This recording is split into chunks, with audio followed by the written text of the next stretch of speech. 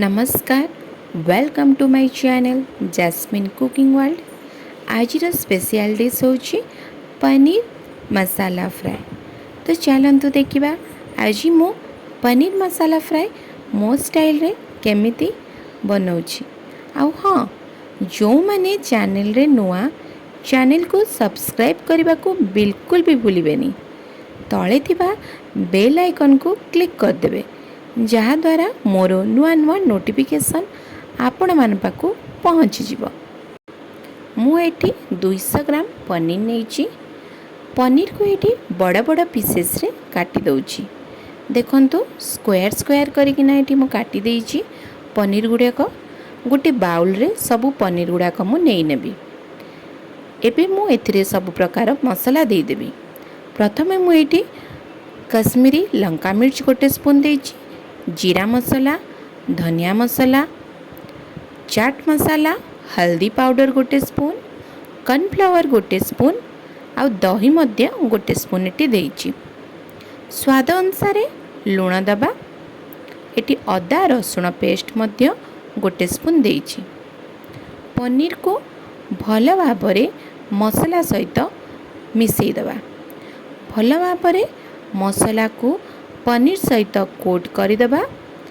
पनीर आमर मैरिनेट हो सारा पर आमे 15 मिनिट पाई फ्रिज रे रखिदेबा। 15 मिनिट पर देखंतु मु फ्रिज रु काढ़ी आनी पनीर को। एबे कढ़ई बसई देइची। कढ़ई मोर गरम हो सारा पर मु एठी 2 स्पून ऑयल देइची।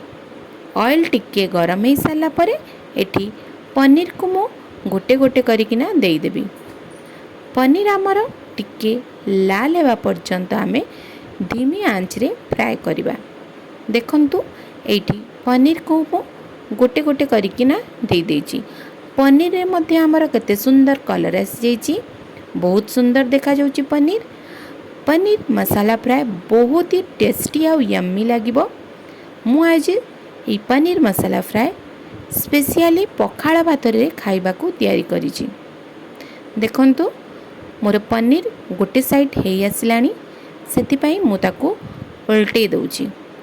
पनीर को बहुत ही धीमी आंच रे तैयारी करिवे। हाई फ्लेम रे तैयारी करिवे नाही, नले पनीर हमर जळी जिवो। देखंतु एने मोर पनीर फ्राए पूरा रेडी हे गला। एने मु प्लेट को सबू पनीर फ्राए मोर बाहर करदेवी। ताले डेरी काई, आपण माने मध्य पनीर फ्राए एई भली भाबरे तैयारी करंतु।